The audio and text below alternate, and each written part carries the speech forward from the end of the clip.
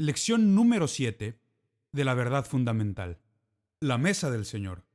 Y vamos a aprender muchas cosas sobre la mesa del Señor el día de hoy. La mesa del Señor y el versículo que he escogido para hoy.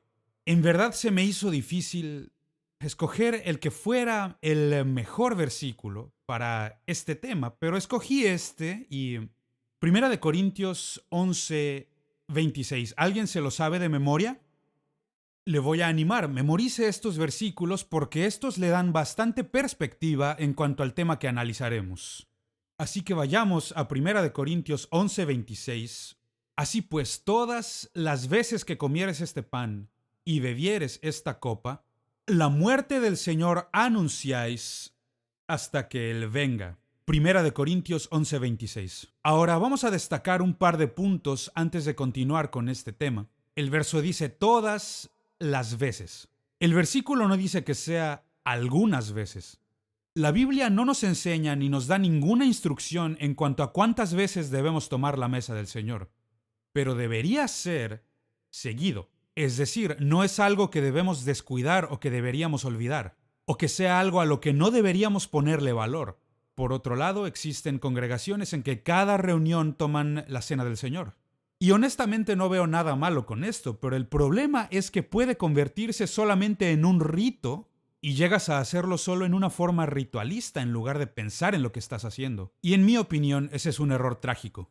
Así pues, todas las veces que comiereis este pan y bebiereis esta copa, la muerte del Señor anunciáis. Ahora, obviamente, este versículo no solamente hace referencia a su muerte en la cruz del Calvario, sino que también hace referencia a su sepultura y su resurrección, porque la última parte dice hasta que Él venga. Es decir, Él vive y Él volverá pronto. Y yo la verdad amo este versículo y me parece que es el mejor versículo si es que vas a escoger un solo versículo para la cena del Señor. Ahora vamos a ver cuáles son algunos de los nombres o títulos para esta institución. Se le dan distintas denominaciones. Por ejemplo, 1 Corintios 11:20 le llama la cena del Señor. La cena del Señor. Y también en 1 Corintios 10:21, y este es el nombre que estamos usando, la mesa del Señor. Y en un momento les voy a mostrar por qué escogí esta palabra en particular para esta lección. La mesa del Señor. En 1 Corintios 10:16 se le llama la comunión. La comunión. Y también hay un par de títulos más que son usados con mucha frecuencia en algunas iglesias. Por ejemplo, está la Eucaristía. Eucaristía es solo un término teológico que significa comunión. Y esto es... A algunos les gusta usar palabras especiales para demostrar que sí estudian. Y bueno, esto significa esta palabra, Eucaristía, y simplemente significa comunión. Y también el sacramento. El sacramento, y esta palabra quiere decir algo que es santo o sagrado. Ahora, en muchas de nuestras iglesias, hay iglesias que practican múltiples sacramentos, 7 sacramentos hablando de la iglesia católica, y muchas iglesias protestantes practican 2. Uno de ellos es el bautismo en agua.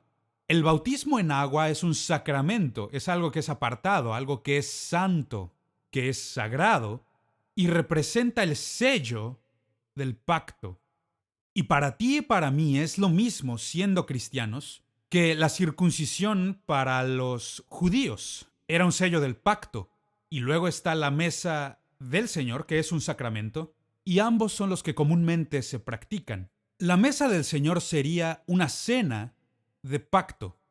Tenemos un sello del pacto, una cena de pacto. Y un buen día en mis estudios descubrí que existe un don de pacto, que es santo. ¿Y a qué llama la Biblia santo? El diezmo es santo.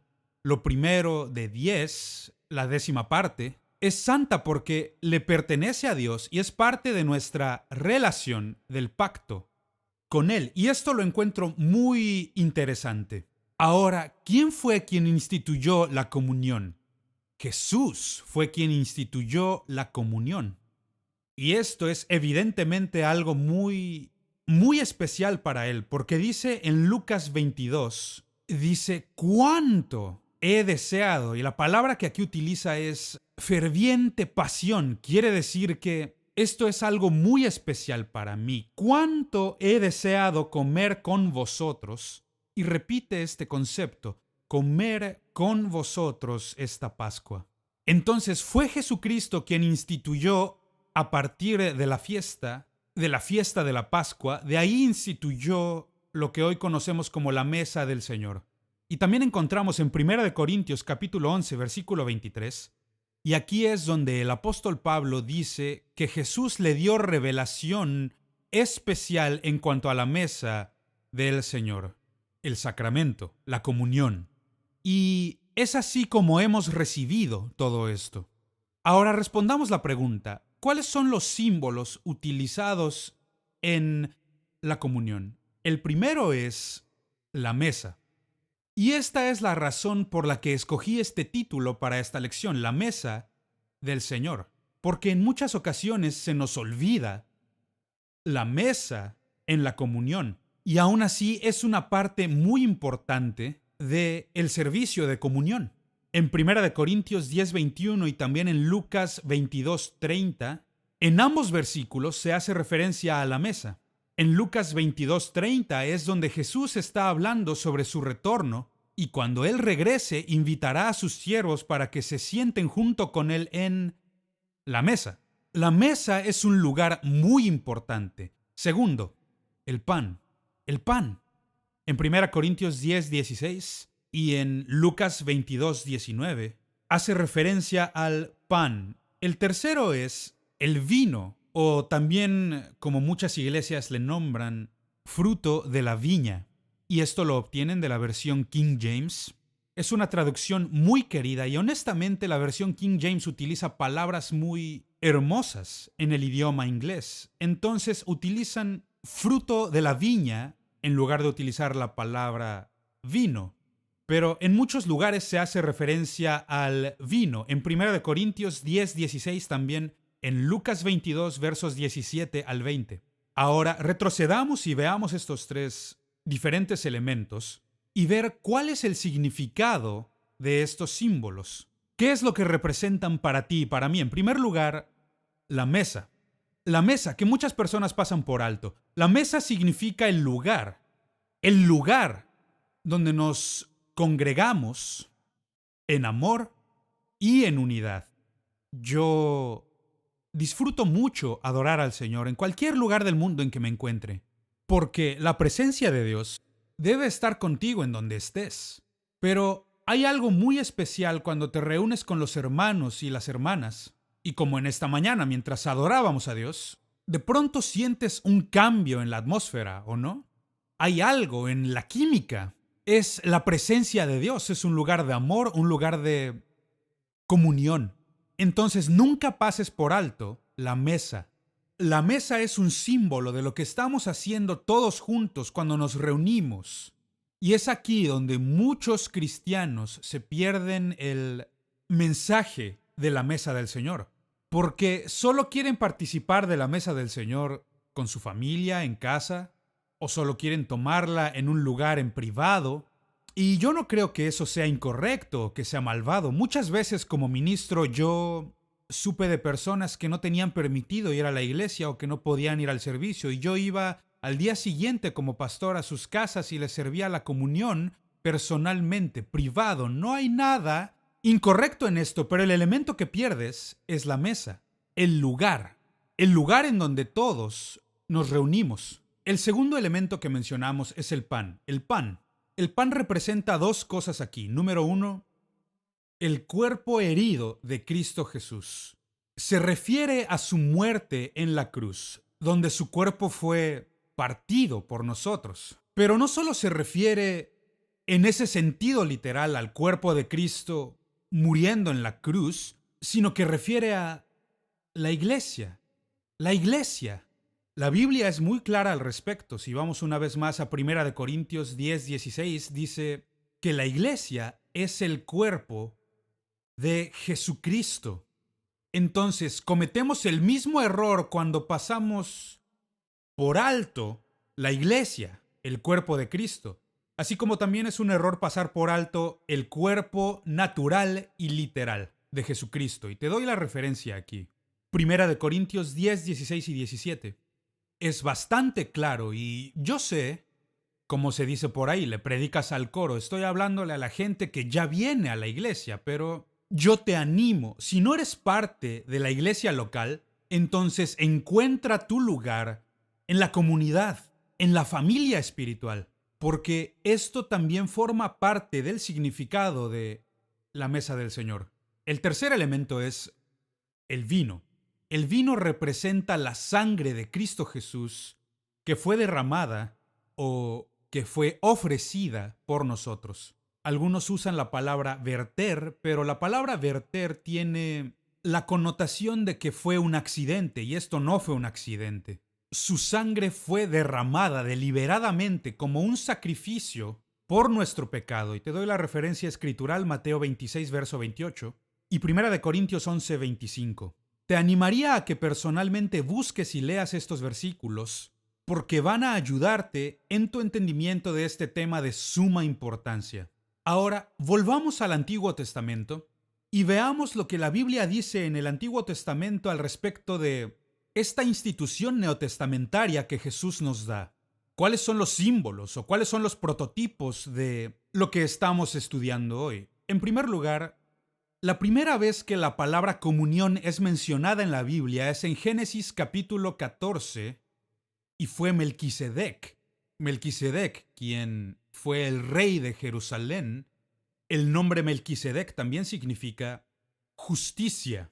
Sedec significa justicia, entonces él es el rey de la justicia, el rey de Jerusalén, que por supuesto significa paz. Él es uno de las mejores ilustraciones de Jesucristo en el Antiguo Testamento. De hecho, el autor de Hebreos enfatiza claramente en el capítulo 7 de Hebreos, donde habla de que Jesucristo es el sacerdote perpetuo según el orden de Melquisedec, y señala las diferencias entre el orden de Aarón y el orden de Melquisedec. Fue Melquisedec quien ofreció la comunión a Abraham, y esto está en Génesis 14, 18. Y Melquisedec entonces sacó el pan y el vino. Esta es la primera vez que la encontramos en la Biblia, y es el símbolo perfecto de lo que Jesús haría por nosotros. En segundo lugar, la comunión fue un prototipo en el Cordero Pascual, el cuerpo y la sangre del Cordero que fue derramada por los israelitas. Y esto lo encontramos en el Éxodo capítulo 12 completo, que nos muestra toda la historia de la Pascua, donde tomaron al Cordero inocente, lo degollaron y toda su sangre la vertieron en los dinteles de las puertas, así como en el marco, en todas las casas, para que estuvieran, como nosotros decimos, cubiertos por la sangre, porque cuando Dios dijo, cuando yo vea la sangre, yo voy a pasar de largo. Y de ahí viene este término, la Pascua, porque el ángel de la muerte pasó de largo de todo lugar que tuviera la sangre del Cordero. Qué hermoso símbolo de Jesús tomando el castigo por nuestros pecados cuando Él muere en los dinteles de la puerta de Dios, la cruz, cuando Él muere por nosotros y derrama su sangre por nosotros. Dios mira a cualquiera que haya ido a la cruz y pasa de largo. Encontramos salvación. Marcos 14, 12. También encontramos esta referencia. El tercero es el pan de la proposición en el tabernáculo de Moisés. El pan de la proposición se encontraba en el lugar santo y este era simplemente una mesa larga donde 12 tortas de pan que representan a las 12 tribus de Israel, estas 12 tortas de pan estaban exhibidas, estaban a la vista, así como tengo este pan aquí a la vista, estaban expuestas. Es por esto que en inglés se le conoce como pan a la vista, porque estaban a la vista en la mesa. Y esto es muy simbólico de la mesa del Señor, porque en Levítico capítulo 24, versículos 5 al 9, y aquí es donde encontramos la referencia al pan de la proposición y la mesa para este pan. En Números 28, 7 y Éxodo 25, versículos 23 al 30. Todos estos hacen referencia a esta ilustración del tabernáculo de Moisés en el Antiguo Testamento, que para ti y para mí hoy, Jesús le ha dado un nuevo significado en lo que llamamos la mesa del Señor, en el servicio de comunión. Ahora vamos a hablar sobre cómo debemos abordar la mesa del Señor. ¿Cómo debemos abordarla? Existen varias maneras. La primera que quiero mencionar es lo que ya hemos hablado de Cristo. ¿Cuánto he deseado, dice Jesús, cuánto he deseado comer esta Pascua con vosotros? Y entonces Él toma y ofrece lo que llamamos la comunión o la mesa del Señor. Acércate a la mesa con un deseo de participar. ¿Por qué habrá personas que no lo hacen así? Creo que a veces es culpa de los predicadores, porque no hemos explicado claramente, no hemos mostrado claramente los beneficios y las bendiciones que vienen de la mesa del Señor. Y a veces podemos convertirlo en algo místico o incluso algo que da miedo, en que la gente tiene miedo de acercarse a la mesa del Señor. A ver, espérame un momentito. ¿Cómo puede alguien decir que es un creyente y afirmar que se va a ir al cielo y temer acercarse a la mesa del Señor? Eso ni siquiera tiene sentido para mí. Eres un hijo de Dios. Hace unos momentos estábamos cantando esto y está resonando en mi espíritu. Soy un hijo de Dios. He nacido de nuevo, nacido de Dios. Y por esta razón deberíamos tener un deseo de venir a la mesa del Señor. Segundo, acércate con fe, creyendo. Esto representa el servicio en memoria de la muerte, sepultura y resurrección de Cristo. Y mantiene un significado muy especial, que deberíamos saber que acercarnos a la mesa no es algo que hacemos religiosamente. Esto no es solo un rito religioso. No, esto está lleno de significado y vida. Y si comprendemos lo que Dios nos está ofreciendo, nos acercaremos creyendo y esperando buenas cosas, esperando beneficios para nuestra vida, a la mesa del Señor. La tercera cosa es, ven recordando. Y yo sé que existen ciertas iglesias que enseñan que en el servicio de comunión el pan se convierte literal en el cuerpo de Cristo Jesús y el vino se convierte literalmente en su sangre. Esto no es lo que Jesús dijo. Esto no es lo que el apóstol Pablo dijo. Ambos fueron bastante claros. Jesús dijo, hagan esto en memoria de mí. Y también Pablo nos instruye a hacerlo. Nos acercamos recordando lo ocurrido. Es decir, es un servicio para recordar. Este no es literalmente el cuerpo de Cristo. Así como la iglesia no es el cuerpo literal de Cristo, somos su cuerpo espiritual, una familia espiritual. Y no es la sangre literal de Cristo. Nos acercamos recordando a Jesús, quien murió por nosotros y dio su propio cuerpo por nosotros. Es así como debemos acercarnos a la mesa del Señor. La cuarta cosa es, ven con acción de gracias. Acción de gracias porque Dios nos amó de tal manera que entregó a su Hijo unigénito por nosotros, que Jesús nos amó de tal manera que Él murió por nosotros.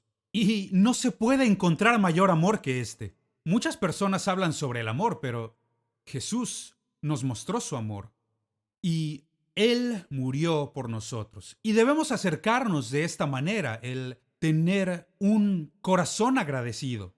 Agradecidos por lo que Él ha hecho por nosotros.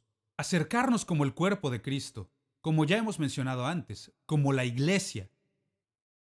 Como iglesia, somos el cuerpo espiritual de Cristo. Así que lo reconocemos. Aquí es donde muchas personas, y me temo que no solamente se pierden de los beneficios, sino que también se están dañando a sí mismos, porque no comprenden que al rechazar el cuerpo también rechazan las cosas que Dios hará por ellos a través del cuerpo. Ahora, yo doy muchas gracias por la vida que Dios ha puesto en nuestros cuerpos naturales, y la ciencia médica te dirá lo mismo. Cualquier médico será muy franco al respecto y te dirá no puedo curarte, porque tu cuerpo va a sanarse a sí mismo si creamos el ambiente correcto para esto, si hacemos las cosas correctas, si ponemos los minerales correctos y cosas así. Tu cuerpo va a curarse a sí mismo. Y esto es muy cierto. Y también es cierto para el cuerpo espiritual de Cristo, que en muchas ocasiones yo he sido sanado en tantas oportunidades mientras yo oraba por otros enfermos, que la presencia de Dios que les tocó a ellos fluía en mí y me di cuenta de que como predicador no te levantas y dices, estoy enfermo, por favor, alguien ore por mí. Te levantas y te pones a hacer tu trabajo, a hacer lo que fuiste llamado. Pero no sabes cuántas veces que tienes un dolor de cabeza o te duele el estómago o lo que sea, mientras oras por otros, también me estoy curando yo.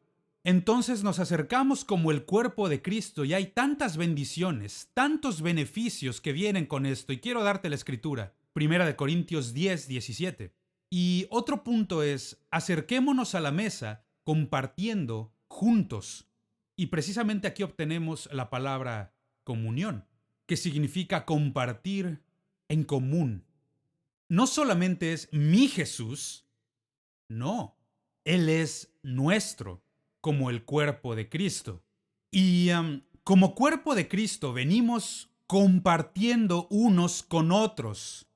Y pensamos no solamente en nosotros, sino en todo el cuerpo de Cristo. 1 Corintios 11:33. Me encanta lo que dice en 1 Corintios 10:16. El pan que nosotros partimos. Y luego dice, la copa que bendecimos. Estos son símbolos muy hermosos. La copa que bendecimos y el pan que partimos. Es simbólico de lo que Cristo hizo en el Calvario por nosotros. Ahora, la razón por la que Dios nos da símbolos como estos es porque, la verdad, todos aprendemos lentamente.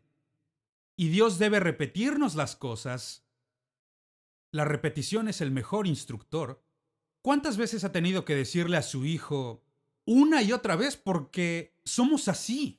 Pero a medida que vemos esto, los símbolos se vuelven realidad para nosotros. Y de repente no solo es el pan, sino que representa el cuerpo de Cristo. Lo cierto es que todo lo que nosotros aprendemos parte de algo que nosotros previamente conocemos. Y como nosotros ya experimentamos el pan, muy bien, porque no solamente sabe muy bien, es energía, te da mucha energía. Y es lo mismo con Cristo. El pan que partimos, la copa que bendecimos, qué manera tan más hermosa de decir esto. Entonces Jesucristo, nuestro sumo sacerdote, fue quien instituyó la mesa. Y compartimos juntos como sacerdotes. Él nos está invitando para que entremos al lugar santo. No solo somos hijos de Dios, formamos parte de un sacerdocio celestial. Y como reyes y sacerdotes para Dios, le estamos adorando y Él nos invita a venir a su mesa. La comunión es la acción de compartir. Y para nosotros es escritural, así como vamos a hacerlo en unos momentos más y venimos a compartir a la mesa del Señor, mientras nos servimos unos a otros. Y esto es simbólico, desde luego, de la manera en que nos relacionamos unos a otros como cristianos. La primera vez que escuchamos a Dios decir que algo no es bueno es cuando dijo, no es bueno que el hombre esté solo. Y esta es una estadística comprobada una y otra vez. Dios nos creó para compartir juntos en familias, en la iglesia, el formar parte de algo que es mucho más grande que nosotros mismos. Y el servicio de comunión nos lo demuestra cuando compartimos juntos. Quiero darte en Hechos capítulo 2, versículos 46 y 47. Voy a leerlo en la NBI porque es simplemente hermoso la forma en que nos lo dice. No dejaban de reunirse en el templo ni un solo día. Aquí está hablando sobre los discípulos que se reunían. De casa en casa partían el pan, Recordemos que lo único que tenían en ese entonces era el templo. No tenían iglesias como nosotros las tenemos. Tenían sinagogas en lugares pequeños, pero lo único que tenían era el templo de Jerusalén. Y el pan lo partían en las casas de las personas y compartían la comida con alegría y generosidad. Y cada día el Señor añadía al grupo los que iban siendo salvos. La Nueva Versión Internacional nos da una ilustración bastante clara de lo que Dios quería que la comunión fuera en el servicio. No quería que fuera algo religioso o ritos. Esta es una expresión práctica de nuestra adoración a Cristo Jesús y recordando lo que Él hizo no solamente por mí, sino por cada uno de nosotros. Me encanta este versículo, en especial en esta versión. ¿Y qué es lo que puedo esperar recibir cuando vengo a la mesa del Señor? Recuerde que debemos acercarnos con fe, creyendo en que vamos a recibir algo. ¿Qué debo esperar recibir? En primer lugar, hay dos formas de acercarnos a la mesa del Señor. Hay aquellos que se acercan, como dice la palabra, de una manera digna. Vienen con la actitud correcta, con el corazón y el espíritu correctos. Y los que vienen en la forma del mundo, dice que pueden esperar sanidad. Sanidad y salud. Y esto lo tomamos de Mateo capítulo 15, versículos 25 y 26. Pero hay muchos otros versículos de la Escritura que validan este principio. Puedes esperar que Jesús te dé sanidad durante el servicio de comunión. Es muy real. Y no solamente sanidad, sino también vida. Vida. Esto lo tomamos de Juan 6, versículos 54 al 57. Ahí Jesús está hablando a la multitud y ellos quieren que Él les dé el maná, así como Moisés anteriormente había hecho descender maná del cielo. Y Jesús dijo, Moisés no fue el que hizo descender el maná, fue mi Padre Celestial a través de Moisés. Y también dice, voy a darles más que maná. Yo voy a dar mi vida por ustedes. Y ustedes van a comer de mí. Y, por supuesto, varios de ellos comenzaron a pensar con una mente muy carnal en canibalismo. ¿Cómo nos vamos a comer la carne de este hombre? Él no está hablando de eso. Está hablando en términos espirituales, que va a morir para que nosotros vivamos. Y dice que todo aquel que venga y participe de mí tendrá vida eterna, vida eterna. Entonces lo que podemos esperar al acercarnos a la mesa del Señor es recibir sanidad y vida. Ahora hablemos sobre la otra faceta. Aquellos que se acercan a la mesa del Señor, como dice la Biblia, en una manera indigna. Una manera indigna. Venir en una manera indigna trae el juicio de Dios. El juicio de Dios. Y es aquí que algunas personas se asustan al acercarse a la mesa del Señor porque no creen que sean dignos de acercarse. Dice ahí en 1 Corintios 11:27, dice que serán culpados del cuerpo y de la sangre del Señor. Y no quieres estar en esa posición.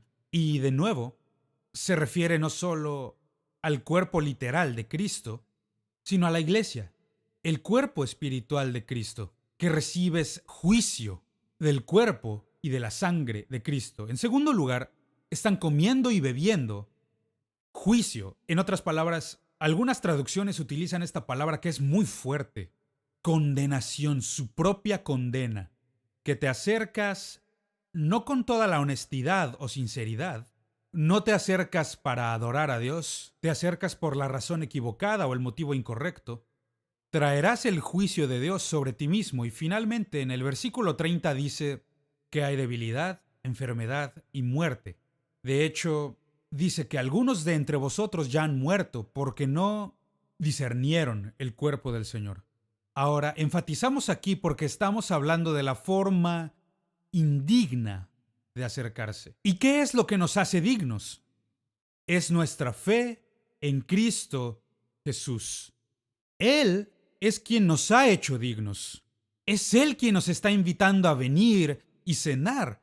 Él es quien dijo, me estoy ofreciendo a mí mismo. Quien quiera venir, que venga. Entonces es nuestra fe en Cristo Jesús la que nos hace dignos. No la justicia propia, no porque soy predicador. No tiene nada que ver conmigo, sino que tiene que verlo todo con Él. Y cuando pongo mi fe y mi confianza en Él se convierte en mi acceso, mi entrada, mi puerta a la presencia de Dios.